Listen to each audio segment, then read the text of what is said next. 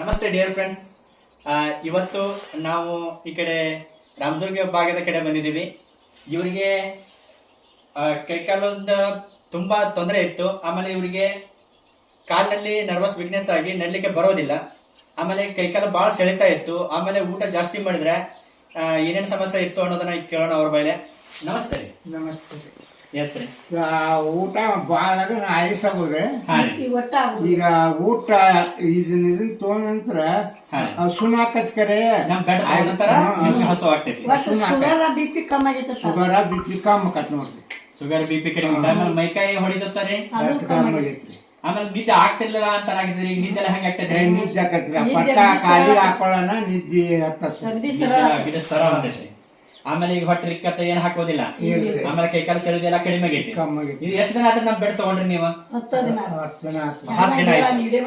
10 ದಿನ ಆಯ್ತು. 10 ದಿನದಲ್ಲಿ ಇವ್ರಿಗೆ ಬಂದಿರುವಂತ ಅನಿಸಿಕೆನ ಹೇಳ್ಕೊತಾ ಇದ್ದಾರೆ. ಜೊತೆಗೆ ಅವರ ಪತ್ನಿಯವರು ಕೂಡ ಇದ್ದಾರೆ. ಅವ್ರಿಗೆ ಏನೆಲ್ಲ ಬದಲಾವಣೆ ಆಗಿದೆ ಅನ್ನೋದನ್ನ ಅವ್ರ ಮೇಲೆ ಹೇಳೋಣ.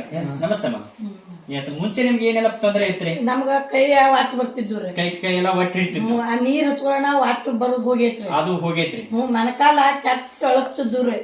ನಡೆದಾಡಿದ್ರಿ. ನಡ್ವಾಡ್ರಿ ಮುಗಿಸ್ತಿದ್ರು. ಅವ್ ನುಸು ಹೋಗ್ಯಾವ್ರಿ. ನುಸು ಕೂಡ ಹೋಗಿದಾರೆ. ಹ್ಞೂನ್ರಿ. ಆ ಬೆಡ್ ಮೇಲೆ ಮನ್ಕೊಳ್ಳೋಣ ನಡ ಹೊಡೋದ್ ಕಮ್ಮಿ ಆಗೈತ್ರಿ. ನಡ ಹೊಡಿದಲ್ಲ ಕೂಡ ಕಡಿಮೆ. 10 ದಿನದಾಗ್ರಿ. 10 ದಿನದೊಳಗಡೆ ಬಂದಿರುವಂತ ರಿಸಲ್ಟ್. ಎಸ್ ಡಿಯರ್ ಫ್ರೆಂಡ್ಸ್, ನೋಡ್ತಾ ಇದ್ರಿ. ತಮ್ಮ ಈ ವೈಟ್ರಮ್ ಮ್ಯಾಟ್ರಸ್ ಅನ್ನ ಒಂದೇ ತಗೊಂಡಿದ್ರು. ಇಬ್ರು ಕೂಡ ಅದರಿಂದ ಆರೋಗ್ಯನ ಪಡಿತಾ ಇದ್ದಾರೆ. ಇವ್ರಿಗೂ ಕೂಡ ಚಂದ್ರಿಕೆ ಕಂಡು ಬರ್ತಾ ಇದೆ. ಅದ್ರ ಜೊತೆಗೆ ಅಮ್ಮನವ್ರಿಗೂ ಕೂಡ ಕೈಕಾಲು ನೋವು, ಸೊಂಟ ನೋವು, ಇದೆಲ್ಲ ರಿಸಲ್ಟ್ ಕಂಡು ಬರ್ತಾ ಇದೆ. ಈ ವೈಟ್ರಮ್ ಬಳಸಿ ಆರೋಗ್ಯವನ್ನು ಕಾಪಾಡಿಕೊಳ್ಳಿ ಅಂತ ಹೇಳ್ತಾ ಈ ಒಂದು ವಿಡಿಯೋನ ಇಲ್ಲಿಗೆ ಮುಕ್ತಾಯ ಮಾಡ್ತೇವೆ. ನಮಸ್ತೆ.